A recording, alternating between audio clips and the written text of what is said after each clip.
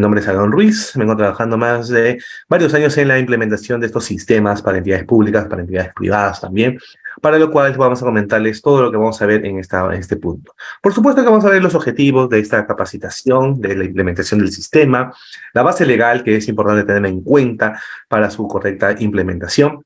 Después de ello vamos a ver los alcances de este sistema de SST, las debidas definiciones que tenemos que conocer en este marco y los diversos requisitos que tenemos que cumplir para poder implementar este sistema. Bien, ante ello tenemos unos requisitos generales y la elaboración de líneas bases para ver qué tanto nos encontramos implementando en el tema de seguridad y salud en el trabajo. De repente no lo hemos implementado, de repente ya tenemos trabajos ya avanzados, entonces es muy importante conocer ello. Posteriormente, vamos a explicarle las etapas del sistema de gestión de seguridad en el trabajo, donde tenemos que realizar una serie de documentos, informes, reportes también, sobre todo para la formalización, como lo que es la política de SST, que es muy importante. La vamos a ver en la materia de organización, de qué trata el comité, el reglamento interno de SST, los recursos, funciones y responsabilidades que tenemos que contar, la competencia, la formación que tenemos que capacitar a los especialistas en esta materia. Después de ello vamos a comentarle la comunicación, participación y consulta, ¿bien? Bueno, y luego tenemos que empezar a documentar todos esos reportes, informes, estadísticas, que va a ser como información para nuestro sistema de SST. Los registros en general, los registros también para pequeñas y medianas empresas, ¿bien? Y el control de documentos. Después de ello vamos a ver la planificación y la aplicación y la identificación de peligros, mapas de riesgos, requisitos legales, los objetivos, meta, plan y programa de seguridad y salud en el trabajo, así como la preparación, respuesta también ante una emergencia, ¿bien? Después de ello, hay que comentarles que vamos a ver con el otro gran sistema, muy relevante, por supuesto, en esta materia, lo que es la implementación del mismo, ¿bien? Muy bien, queridos alumnos, ante ello tenemos que contarles la virtud de todo lo que vamos a aprender. Vamos a enseñarles, por supuesto, a elaborar la política, los objetivos, las HIPERS, un programa de seguridad y salud del trabajo, mapa de riesgos, capacitaciones, higiene ocupacional, la vigilancia, lo que es el seguro complementario de tiempo de trabajo, y también, por supuesto, equipo de protección de personal, procedimientos, inspecciones, investigación y la preparación ante emergencias. Bien, así que tenemos un temario que vamos a desarrollar, por supuesto, en toda esta clase. Y luego vamos a ver el tema de auditoría, revisión y mejora del sistema de SST. Muy bien, queridos alumnos. El contenido de esta capacitación quiero mostrarles realmente, vamos en primer lugar a hablar sobre la Ley de Seguridad y Salud del Trabajo, también cómo el SERVIR interviene en el proceso de SST, la implementación del SST en las entidades públicas, los riesgos laborales y los términos y definiciones. Después de ello vamos a ver las actividades preliminares, los documentos, el equipo de trabajo, la evaluación inicial, el comité, la política, identificación de las HIPERS, el programa anual de SST. Luego, en la implementación vamos a ver el reglamento interno, mapa de riesgos, capacitaciones de higiene ocupacional y, por supuesto, al último, la auditoría. Bien, así que tenemos una capacitación muy interesante para que realmente ustedes puedan conocer a fondo de qué trata esta materia. Sobre el primer punto, la preparación. Si nosotros somos entidades públicas que no tenemos en ningún momento implementado algún sistema, tenemos que prepararnos y cumplir con diversos requisitos. Bien, por eso vamos a implementar y a conocer la importancia de la instalación de este comité en primer lugar. Bueno, acá hay que saber que es importante conocer la ley 29783. Esta ley para nosotros va a ser como el Padre Nuestro, ¿bien? Entonces, yo les hago las preguntas. ¿Por qué es importante la gestión de SST en entidades públicas? Claro, en las entidades públicas hay personal, pueden haber accidentes, incidentes, por lo cual es importante implementar. ¿Conoces sobre esta ley? Me parece que seguramente la habrás escuchado. ¿Sabes cuál es el rol del SERVIR en materia de SST? Tú habéis identificado peligros y riesgos en la entidad pública donde laboras. ¿Y cuál es tu rol como servidor civil en la materia de SST? Bien, estas preguntas hasta la reflexión porque esta lo vamos a resolver a partir de ahora. Sobre la ley 29783, una ley importantísima, tiene por objeto, por supuesto, promover la cultura de prevención de riesgos laborales en el país. Bien, para ello buscamos la prevención, tanto a los empleadores como la fiscalización y el rol del Estado. Lo que también tenemos que conocer, queridos alumnos, es lo importante de esta materia y, por supuesto, las normas hay que cumplirlas como tal, ¿bien? En tal sentido, Este sistema consta de la planificación, la implementación y la mejora continua, ¿bien?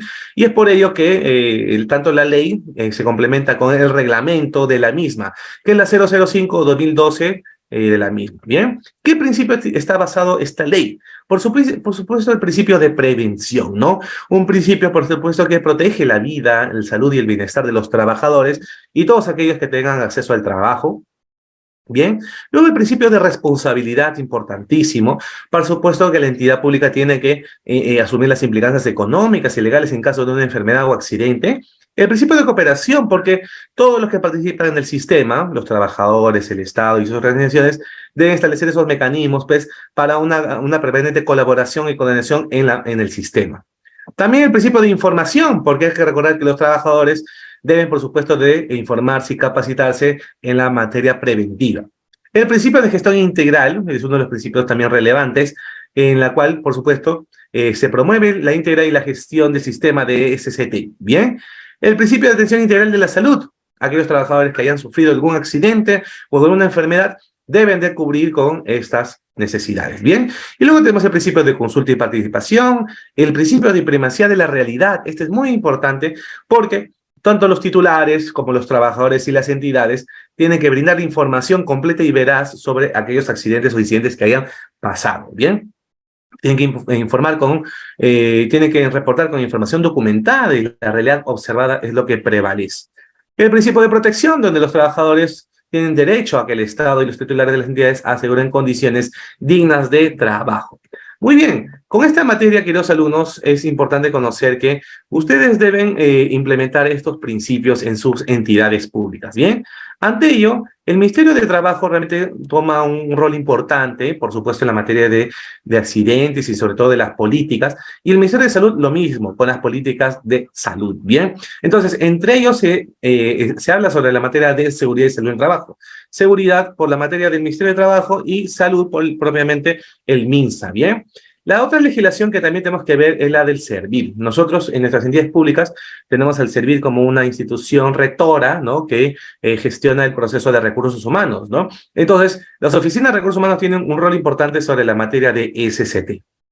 Bueno, cabe recalcar que hay un gran sistema administrativo de gestión de recursos humanos que tiene 7 grandes procesos, ¿bien? Y sobre todo en el 7º proceso habla sobre la materia de seguridad y salud en el trabajo. ¿Quiénes participan en este sistema? Estamos hablando del propio Servir, las oficinas de recursos humanos, que suelen ser la mayoría en las entidades públicas, y el propio tribunal cuando hay controversias, ¿bien?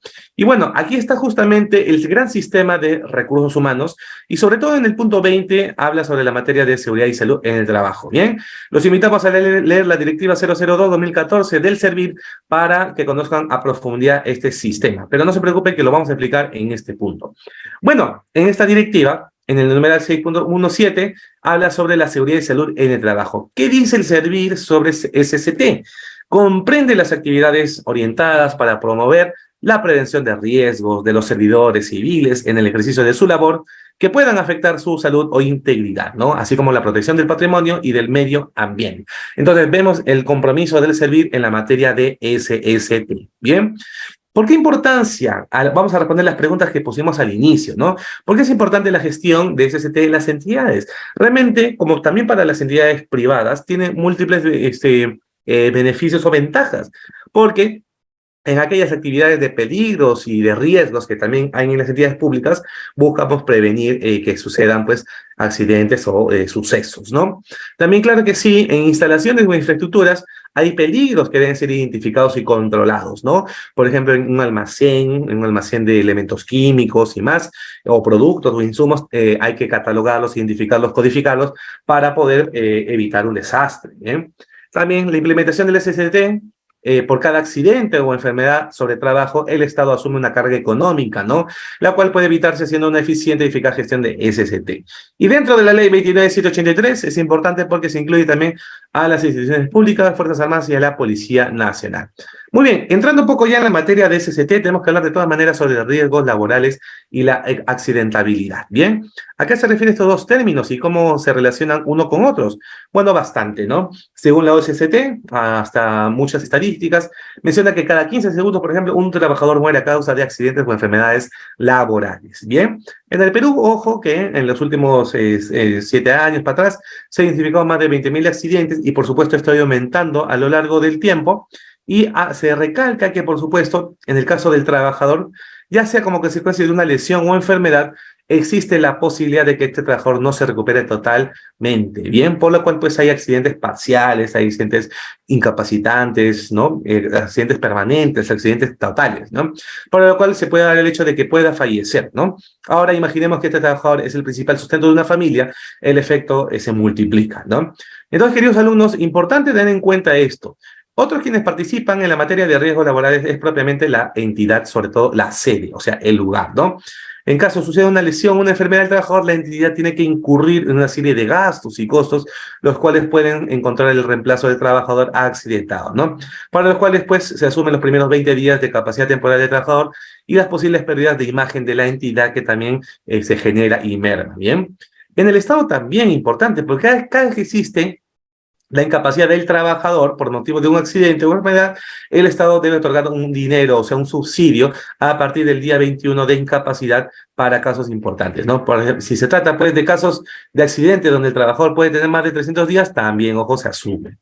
Entonces, queridos alumnos, vemos cómo la materia de seguridad del trabajo afecta al trabajador, a la entidad y propiamente al Estado. Vamos a ver ahora algunos términos y definiciones que tenemos que un poco refrescar para empezar a hablar de todo el sistema de seguridad y salud del trabajo en la entidad. Bien.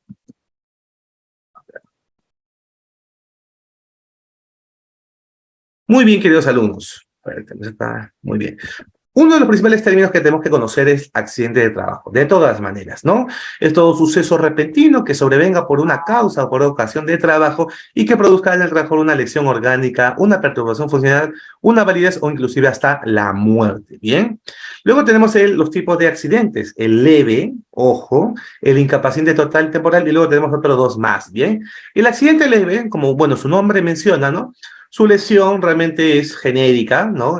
Puede ser resultado de una evaluación del accidentado y tiene un descanso breve, ¿no? Con retorno máximo al día siguiente, ¿bien?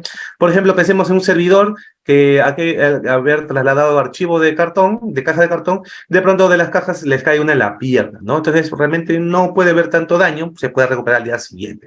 Pero luego ya tenemos los diferentes tipos de accidentes.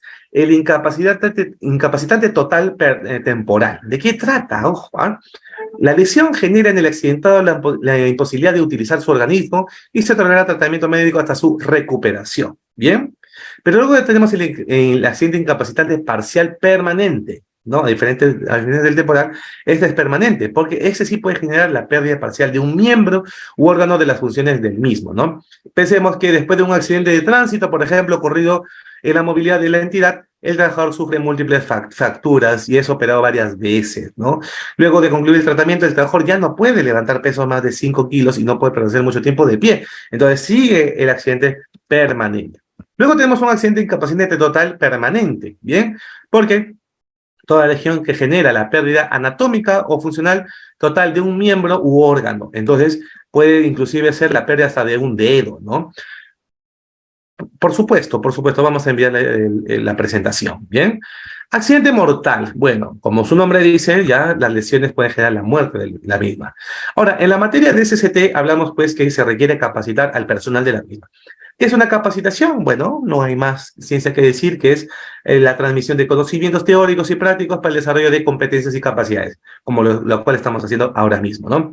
Ahora, veamos según las enfermedades laborales, ¿qué es, no? Una enfermedad laboral es una enfermedad contraída como resultado de la exposición a cargo de riesgos relacionados al trabajo. Bien, este trabajador de un hospital que recibe, por ejemplo, una tuberculosis, ¿no? Entidad pública. Tenemos dos tipos de entidades, queridos alumnos, ¿no? La A, actividad de atención con personería jurídica de derecho público cuyas actividades se realizan en virtud de potestades administrativas. Y la del tipo B tenemos acá una serie de entidades, ¿no? Que es un órgano desconcertado, puede ser un proyecto, un programa, una unidad ejecutora. tiene la competencia pues para contratar, sancionar o despedir y cuenta con una oficina de recursos humanos por lo menos, ¿bien? Así que los proyectos y programas también participan en la implementación del SST. El titular de la entidad, ojo, es la máxima autoridad administrativa de la entidad y puede ser, por supuesto, el gerente general, el gobernador, el alcalde y más. ¿Qué es un EPP? Son dispositivos, materiales e indumentaria personal destinado a cada trabajador para protegerlo de uno o varios riesgos, ¿bien? La evaluación de los riesgos es una de las etapas constantes que realmente se debe hacer un sistema de SCT para poder identificar esos peligros, para valorar los riesgos, ver la gravedad de los mismos y proponer también la información para tomar decisiones y evitar esos riesgos, ¿no? El higiene ocupacional, bueno, conocido coloquialmente también como salud ocupacional, ¿no? Es una especialidad para identificar, reconocer y evaluar los factores de riesgos ocupacionales que puedan afectar la salud de las mismas, ¿bien? Un incidente. ¿Qué diferencia del incidente con el accidente? Porque el incidente sí es un suceso en el curso del trabajo en el que la persona afectada no sufre lesiones corporales, ¿no? Realmente es muy sencillo su rehabilitación. Pero sí tenemos un incidente peligroso, donde esta sí puede causar lesiones o enfermedades a las personas en su trabajo, ¿bien? Una inspección. Recordemos que vamos a recibir inspecciones, tanto del SERVIR, de la SUNAFIL y demás, sobre la materia de CCT. La inspección es una verificación de que se está cumpliendo los estándares sobre las disposiciones legales, ¿no? O sea, en pocas palabras, tu entidad pública viene cumpliendo la ley 29.783, entonces esa es una inspección, ¿no? Entonces, acá es una observación directa con un conjunto de datos y procesos para realmente ver si estamos cumpliendo con el marco legal, ¿bien? Investigación sobre accidentes e incidentes. Bueno, esta es una etapa posterior a los accidentes e incidentes para identificar cuáles son esos factores, elementos, variables o circunstancias que puede haber causado estos sucesos, ¿no? La finalidad de esta investigación es ver la causalidad y de modo permite a la dirección de la entidad en tomar acciones correctivas.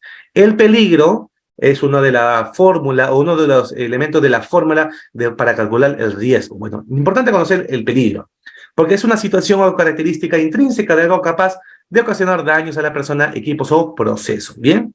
Luego tenemos un programa anual de seguridad y salud de trabajo, el riesgo, que sí, el riesgo más bien es la probabilidad de que un peligro se materialice, ¿no? Y afecta a las personas, equipos o el ambiente, ¿no?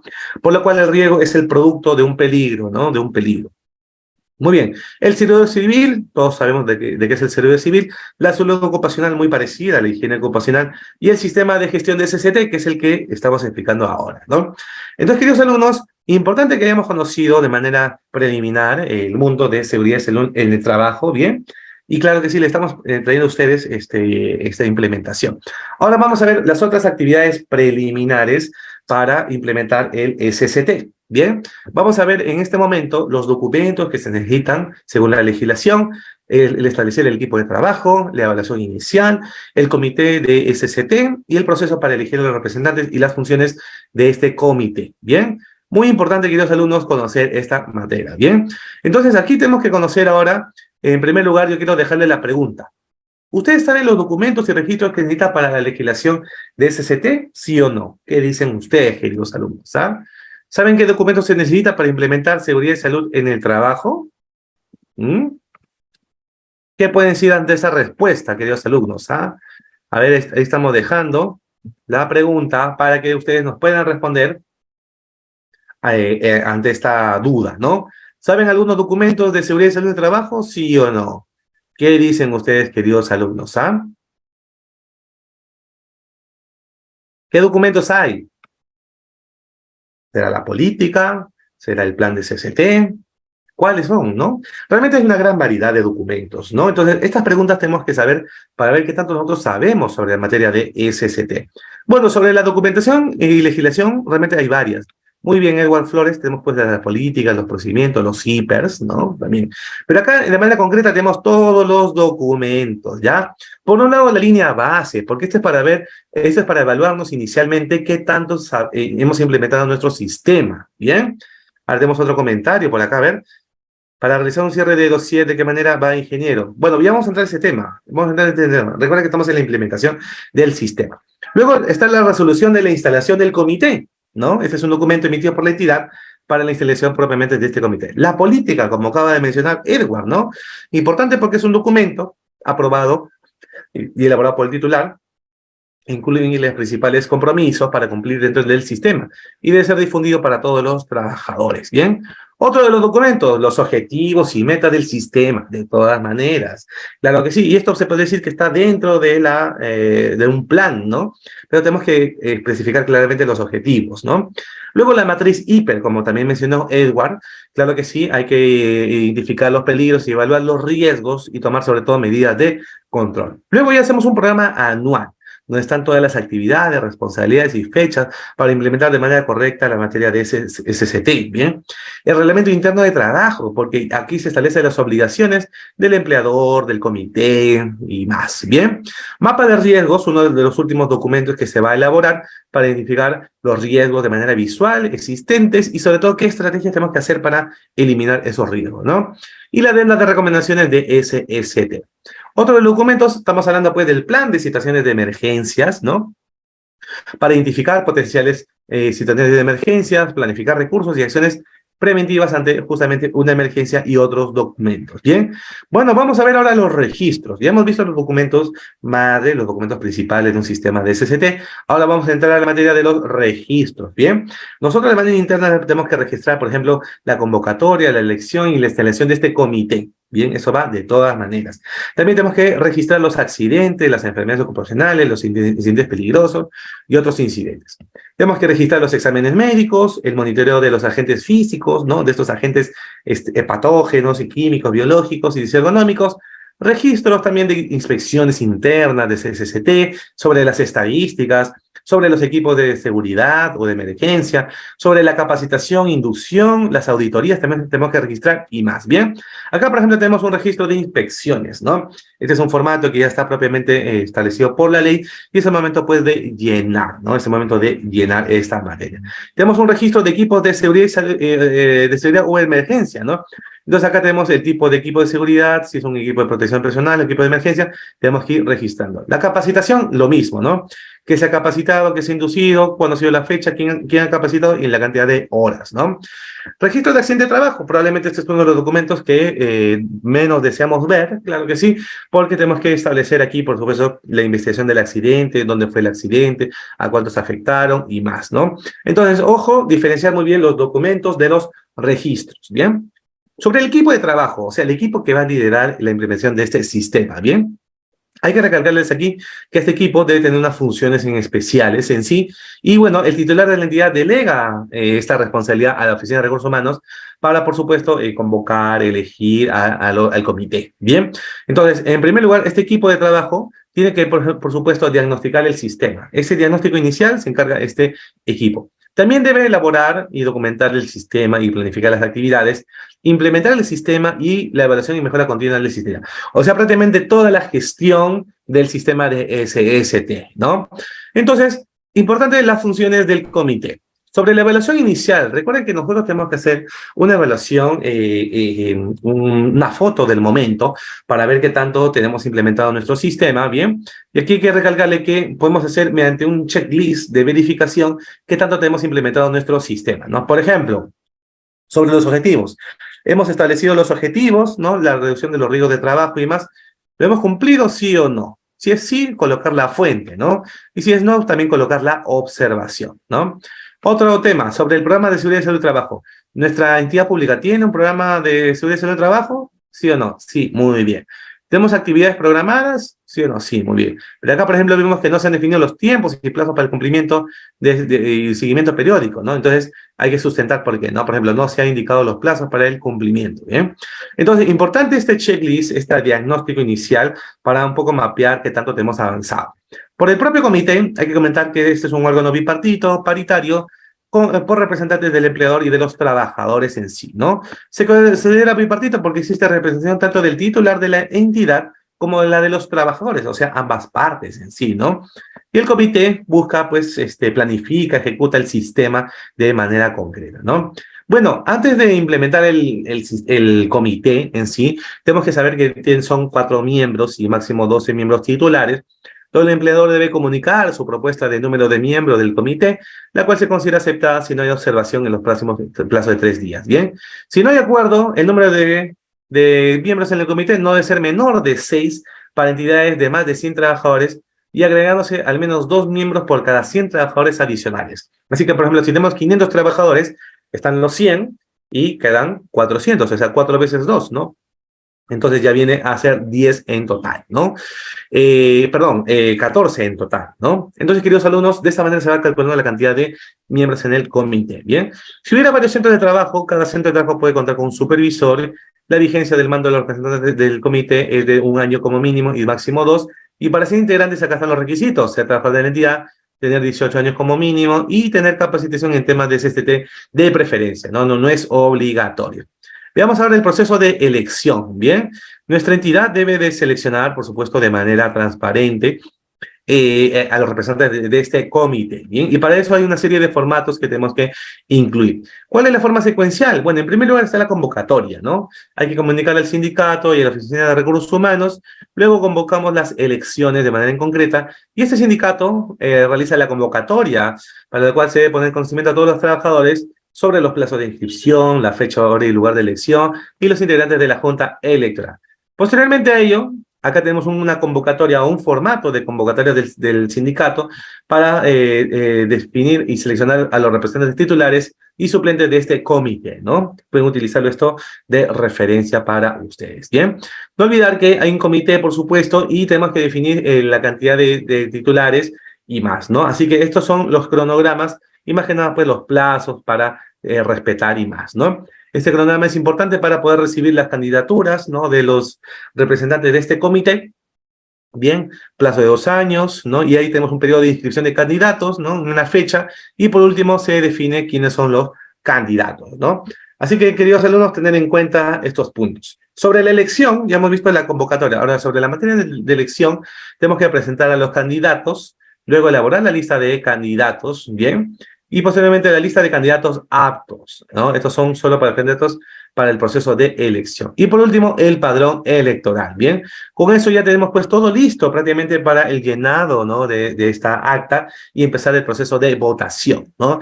Después de la votación, cierra el proceso de votación, se llena el acta del proceso de elección y ahí finalizamos, ¿bien? Acá tenemos, por ejemplo, un acta de proceso de elección de los representantes titulares, donde se muestra la cantidad de, bueno, los candidatos y la cantidad de votos que han recibido, ¿no? Muy bien, y luego los representantes titulares, los representantes suplentes, acá tenemos un formato que ustedes pueden seguir.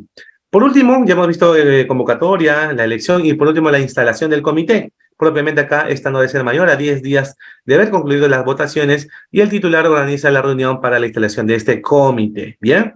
Así que tenemos acá el acta de instalación de los titulares, suplentes, miembros titulares de los trabajadores y más, ¿bien? Tengan en cuenta, queridos alumnos, este material para esta capacitación. Muy bien, importante conocer sobre todo esta materia. Y bueno, vamos a dar acá algunas pautas para el comité, ¿no? Ojo que el comité se reúne de manera ordinaria y extraordinaria, ¿bien? De acuerdo pues a las urgencias también. Existe vacancia de los miembros del comité cuando, por ejemplo, se haya vencido el plazo establecido en el ejercicio o haya inexistencia injustificada a 3 sesiones, ¿no? O a 4 alternas, o alguna enfermedad, ¿bien? O alguna enfermedad realmente. Entonces, estos puntos tenemos que tener en cuenta, queridos alumnos, o ya sea por cualquier otra causa que extinga el vínculo laboral, ¿bien? Ante ello, estos son puntos realmente importantes a considerar. Muy bien, tenemos que ver ahora, queridos alumnos, cómo nosotros, la entidad, debe tener algunas pautas para las funciones, ¿bien?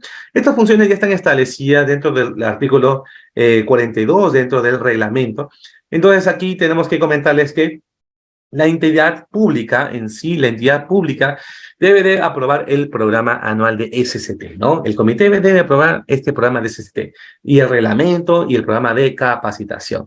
También debe convocar una reunión mensual, por lo menos para ver los avances de la implementación del sistema, ¿no? También puede decidir realizar más de una reunión al mes, o sea, por ejemplo, una reunión extraordinaria, ¿no? También se conoce y participa en la elaboración de la política, procedimientos y documentos, ¿no? Vimos que este comité debe de ayudar en todos estos puntos. Y tenemos otras funciones, ¿no?, como el de reportar el título de la entidad, la ocurrencia de accidentes mortales o accidentes peligrosos o accidentes mortales, ¿no? Dios no quiera. También a presentar al titular un informe anual de las actividades ejecutadas por el comité, vigilar el cumplimiento de las normas, realizar las inspecciones periódicas, ¿no?, en las áreas de trabajo, participar conjuntamente en el equipo designado, identificar, proponer mejoras en las condiciones de SST y más, ¿bien? Así que importante las funciones de este comité de SST, ¿bien? Ante ello, queridos alumnos, vamos a empezar a hablar ahora de un caso, ¿bien? Miren este caso, por favor, porque esto es un caso, una situación que puede pasar en cualquiera de nuestras entidades públicas, ¿bien? Vamos a leerlo rápidamente, donde en cierta municipalidad se ha iniciado la implementación del sistema, para lo cual se ha planificado ciertas actividades iniciales, la convocatoria de elección y la instalación del comité, ¿no? Actualmente esta municipalidad tiene un total de 350 trabajadores, entonces ya pasó los 6 permitidos por los 100 primeros trabajadores, entre trabajadores de las áreas administrativas y operativas, ¿bien? Y en el año anterior se intentó conformar el comité, sin embargo, ningún trabajador quiso participar debido a que no conocían sobre el tema, ¿bien? Realmente, en la realidad nosotros vamos a recibir mucho rechazo, ¿no? Porque muchos de ellos no quieren, pues, más funciones y más, ¿no? La municipalidad tiene varios centros de trabajo. El Palacio tiene 271, el Almacén tiene 5, el Vivero Municipal tiene 70 y el Complejo Deportivo tiene 4, ¿bien? En la actualidad, la municipalidad tiene 2 sindicatos, ojo, y uno de ellos cuenta con 150 trabajadores afiliados. El sindicato A y el B tiene 120, ¿bien? Existen trabajadores que no están afiliados a ninguno de los sindicatos y algunos trabajadores pertenecientes al sindicato indican que su sindicato no está activo como el sindicato B, ¿bien? Bueno, por último, podemos decir que la municipalidad ha recibido hace 2 semanas una orientación por parte del Servir para contar con este comité. Entonces, indicaciones generales, Ustedes pueden ir desarrollando esos trabajos, queridos alumnos, y bueno, lo importante aquí es un poco analizar cómo poder desarrollar el caso, ¿bien? Se recomienda, por ejemplo, que ustedes ahora o por mientras yo voy capacitando o después realmente analicen, identifiquen los problemas principales para conformar el comité. Eso les pido, por favor, que lo enlisten, cuáles son la lista de los 5 primeros problemas para no se pueda implementar este comité, ¿no? Y también un plan de acción para que se pueda implementar el comité. También se busca que ustedes puedan identificar el proceso para llevar a cabo una elección, ¿no? Y responder la siguiente pregunta, ¿no? ¿Cómo se debe proceder para contar con el comité, teniendo en cuenta que la municipalidad tiene más de un lugar de trabajo? Vemos que son 4 en total, ¿no? Y así. Entonces, esa información, queridos alumnos, ustedes pueden resolverlas, como menciono ahora mismo, o también, bueno, ya en sus hogares, ¿bien? Bueno, muy bien, queridos alumnos. Entonces, ante ello ya hemos explicado esta sesión 2 importante.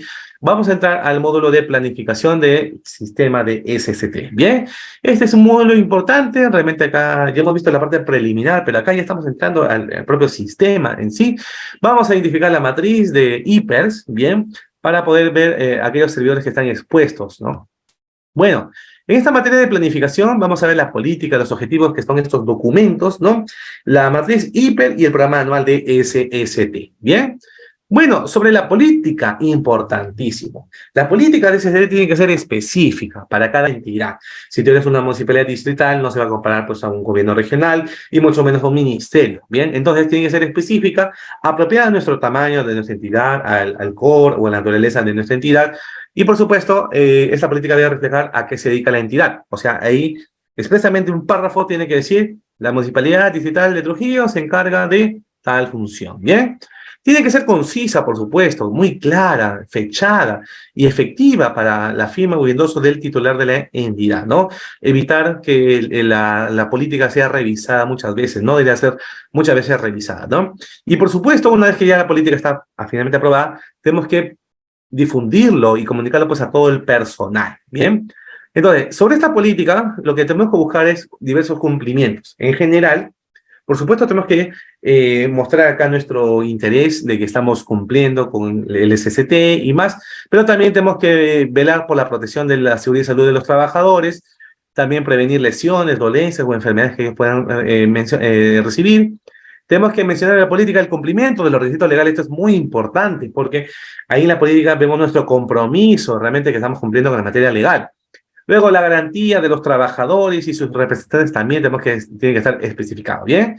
También se tiene que explicar la mejora continua del desempeño del sistema, que significa que ese sistema se va a ir revisando, se va a ir mejorando bajo cierto periodo, y que el sistema debe ser compatible con otros sistemas, ¿no? Acá tenemos un ejemplo del Ministerio de Transporte y Comunicaciones, ¿bien?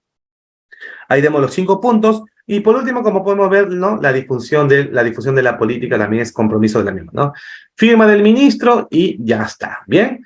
Sobre los objetivos del sistema, podemos decir que los objetivos de un sistema de SST es realmente muy similar, o bueno, casi similar para cualquier entidad de todo nivel en sí, ¿no? Se basa sobre estos 5 objetivos en sí.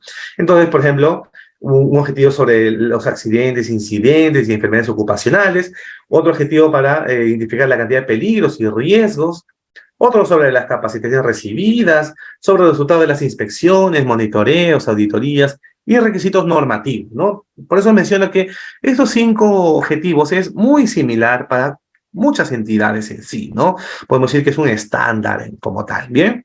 Bueno, algunos ejemplos. Por ejemplo, mejorar los procedimientos y la preparación y respuesta ante emergencias, ¿no? Este objetivo es muy superficial, pero ¿cómo lo podemos aterrizar con los objetivos específicos?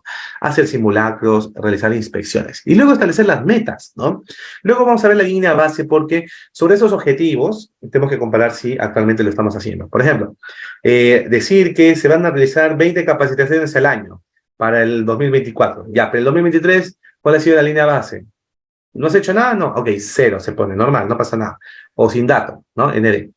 Pero esa es la línea base es 0. Pero si hay línea base, por ejemplo, este año se ha hecho 10 capacitaciones, ok, 10. El otro año se va a hacer 20, ya listo, ¿no? Y el responsable es muy importante, ¿bien? Entonces, el objetivo tiene que tener esa estructura, por lo menos, ¿no?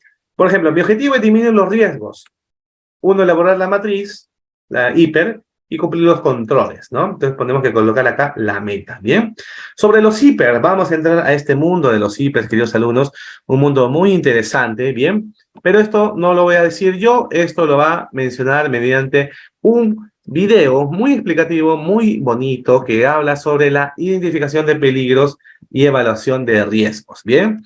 A continuación vamos a mostrarles, queridos alumnos, cómo es que la matriz hiper, en qué consiste y más, poco para resumir y pues sobre todo ustedes puedan ver de qué trata, ¿bien?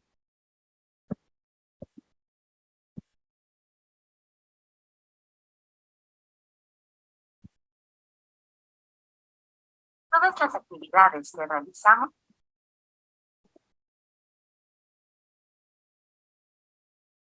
están asociadas a peligros. Por favor, confirmar en el chat si escuchan bien.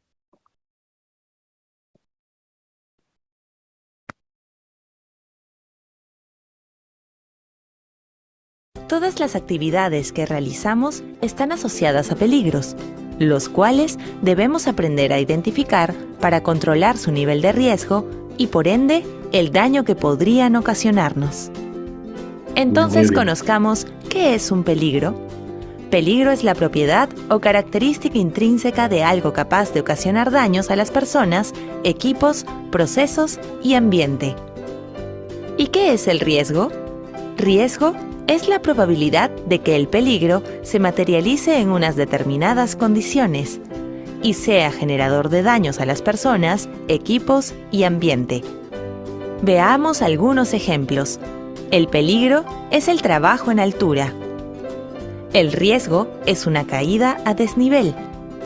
Peligro, equipo energizado. Riesgo, contacto con energía eléctrica. Peligro, manipulación de insumos químicos. Riesgo, daños al ecosistema. Todo peligro está asociado al menos a un riesgo. Por lo tanto, debemos identificar los peligros y evaluar los riesgos asociados a nuestras actividades. ¿Qué podría suceder si en mi puesto de trabajo no identifico los peligros y no controlo sus riesgos? Podría sufrir un accidente. Este accidente, de acuerdo a su nivel de riesgo, podría ser leve, incapacitante o mortal. Entonces, es importante, una vez identificados todos los peligros, conocer y evaluar el nivel de riesgo de cada uno de ellos. Para hallar el nivel de riesgo, se multiplica la probabilidad de que ocurra por la severidad del evento. El índice de probabilidad se determina evaluando los siguientes factores: frecuencia, personas expuestas, controles existentes y capacitación. Veamos con mayor detalle cada factor. ¿Con qué frecuencia realizo esta actividad? A mayor frecuencia, será mayor la probabilidad de que ocurra el evento. ¿Cuántas personas están expuestas al peligro? A mayor cantidad de personas, será mayor la probabilidad de que ocurra el evento. ¿Con qué controles cuento para afrontar el peligro? A menor efectividad de los controles, será mayor la probabilidad de que ocurra el evento. ¿Estoy capacitado para realizar la actividad? Cuanto menor sea la capacitación, será mayor la probabilidad de que ocurra el evento. Ahora, el índice de severidad se determina según las consecuencias que nos afectarían si sufrimos un daño. En caso de sufrir un daño sin lesión, el índice de severidad será bajo. Si sufrimos una lesión con incapacidad temporal, el índice de severidad será medio. Y si sufrimos una lesión con incapacidad permanente o incluso la muerte, el índice de severidad será alto. Luego de obtenidos los índices de probabilidad y severidad, los multiplicamos para obtener el nivel de riesgo, que puede ser bajo, medio o alto. Como dijimos anteriormente, identificamos peligros y evaluamos los riesgos asociados a nuestras actividades para controlarlos y prevenir accidentes de trabajo. Una vez evaluado, para reducir el nivel de riesgo, podemos aplicar las siguientes medidas de control. Eliminar el peligro. Sustituir el peligro. Implementar controles de ingeniería. Usar controles administrativos. Usar equipos de protección personal. Veamos cómo se aplican estas medidas de control en el mantenimiento de una torre de alta tensión. Cuando realizamos el AKTC-SOATC, eliminamos el peligro. Cuando usamos el limpiador biodegradable, sustituimos el peligro. Cuando usamos peldaños en las torres para realizar el ascenso hacia las estructuras, aplicamos un control de ingeniería. Cuando conocemos los procedimientos y solicitamos los permisos de trabajo, aplicamos controles administrativos. Finalmente, utilizamos el equipo de protección, arnés, casco, lentes, para actividades de altura.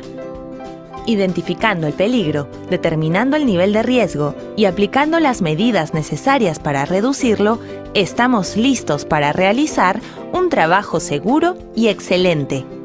Si pones en práctica lo visto, previenes una pérdida para... Muy bien, queridos alumnos, ya hemos visto de manera resumida de qué trata una hiper, ¿no? La identificación de los peligros, pero sobre todo qué salidas podemos hacer para evitar los riesgos, ¿no? No existe actividad que sea 100% segura. En toda actividad existen peligros y riesgos que deben ser identificados, evaluados, controlados y verificados periódicamente, ¿bien? ¿Qué materia hay que tener en cuenta? Por supuesto, tenemos que tener una metodología para hacer la matriz hiper, ¿bien? Podemos estar ubicada en la resolución ministerial la 050 del Ministerio de Trabajo, y luego debemos conocer los tipos de peligros, riesgos y controles operacionales, ¿no? Ya hemos visto algunos de los tipos de peligros que hay. Posteriormente a ello, hay que organizar equipos de trabajo por áreas, pisos o locales, donde los integrantes de estos equipos deben estar familiarizados con la metodología a utilizar. Y si no saben esta metodología, tenemos que capacitarlos, ¿bien? Después de ello, en la evaluación, hay que considerar las actividades, áreas y puestos de trabajo de la entidad y las actividades realizadas fuera de las instalaciones, ¿bien? Por ello, queremos comentarles que estas son en concreto las actividades que tenemos que hacer. Hay que realizar las actividades que realiza la entidad. Esto lo podemos sacar del MAPRO o del Manual de Procesos y Procedimientos. Luego identificamos los peligros por cada proceso, los riesgos asociados a estos peligros, evaluamos los riesgos y determinamos las actividades para controlar los riesgos. Bien, estas son las 5 etapas, por lo menos, que ustedes tienen que conocer. Sobre el listado de actividades, hay que ver realmente de qué trata nuestra entidad y sobre todo sus principales procesos. Por ejemplo, puede haber de limpieza de oficina, mantenimiento eléctrico, patrullaje motorizado, construcción de obras públicas, atención al ciudadano y más. Bien, estas son las actividades. Pero también lo podemos hacer un poco más específico, ¿no? Donde cada proceso tiene una actividad y cada actividad puede tener una tarea. Por ejemplo, proceso de mantenimiento de parques. Una actividad va a ser el sembrado de plantas. Y en el sembrado de plantas está el uso de herramientas manuales y la manipulación de la tierra, ¿no? Entonces tenemos que separarlo esto y si es posible llegar hasta subtarea, mejor, ¿no? Ese es el nivel. Luego se identifican los peligros, ¿ya? Los peligros se identifican para cada uno de los procesos, ¿bien? Pero recuerden que los peligros pueden afectar o bien a las personas, ¿no? O bien puede afectarse a los equipos, a los materiales o al ambiente, ¿bien? Y después de esto elaboramos una matriz de peligros, para lo cual tenemos, como mencionamos, los peligros la consecuencia del riesgo, bien, y empezamos a describir, ojo, los peligros en concreto. Después de ello ya elaboramos los riesgos, bien. Por ejemplo, miren, vamos a diferenciar lo que es un peligro de un riesgo. El peligro es ese tablero eléctrico con incorrecto aislamiento y sin tapa, ¿no? Y el riesgo es el contacto eléctrico en sí, ¿no? O sea, el peligro está latente ahí, pero el riesgo es cuando ya pues está pasando, ¿no? El peligro, realizar trabajos en altura, pero el riesgo es la caída a personas en distintos niveles, por lo cual se puede decir que el riesgo es la consecuencia o el resultado, ¿no? El realizar el trabajo desmerilado, ¿no? Y la exposición a ruido, cortes, ¿no? Y más. También el conductor de montacargas sin experiencia de manejo de vehículos, lo que puede pasar es una volcadura o choques y golpes, ¿bien? Entonces, eso tenemos que colocarlo acá. Todos los riesgos, ¿bien? De la entidad. Por ejemplo, tenemos acá el sembrado de plantas. Un peligro, la postura del trabajador. ¿Qué riesgo puede darse? Un sobreesfuerzo, dolor de la espalda, lumbalgias, contracturas, ¿no? Muy bien, para poder acceder al curso completo, a los materiales y a la certificación, puedes comunicarte al 951-428884 o también al 930-627-791. Estos son los números de WhatsApp, ¿no? O también vía telefónica aquí en Perú. Si estás fuera de Perú, debes de poner el prefijo más 51 a través del WhatsApp, ¿no? Y los siguientes números para que te puedas comunicar. Por otro lado, también te invitamos a visitar nuestra página web www.encap.edu.pe para que puedas consultar otros cursos que tenemos en las diferentes categorías, aquí en el menú cursos. Puedes observar las diferentes categorías que tenemos en administración, arquitectura, carretera, civil, construcción, contabilidad, minería, obra, recursos humanos, tecnología, seguridad, entre otros, ¿no? Así que puedes filtrar los cursos que tú desees en gestión pública, para este ejemplo, como diploma, tenemos como diploma, como curso corto, como diploma de especialización, que son cursos más completos también, ¿ok? Y por otro lado, el curso está habilitado para que puedas comprar en línea, ¿no? Aquí puedes comprar, puedes pagar con tarjeta de crédito o débito, transferencia bancaria, válido para Perú, Yape o Plin también, ¿ok? De igual manera, si deseas el certificado físico, puedes habilitar y te enviamos el certificado físico, es válido para Perú. Si estás fuera de Perú, el certificado viene ya con el certificado digital y es válido para cualquier concurso público, ¿no? O privado, cualquier convocatoria de trabajo.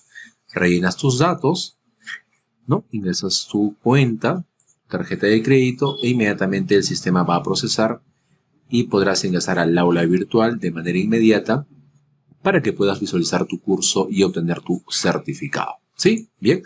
Cualquier consulta y o duda que puedas tener, puedes comunicarte nuevamente aquí. Mostramos los números de WhatsApp en la parte inferior de nuestra página web. 951-428-884 o el 930-627-791. Ahí está nuestra página web www.encap.edu.pe para que puedas capacitarte y certificarte desde tu casa.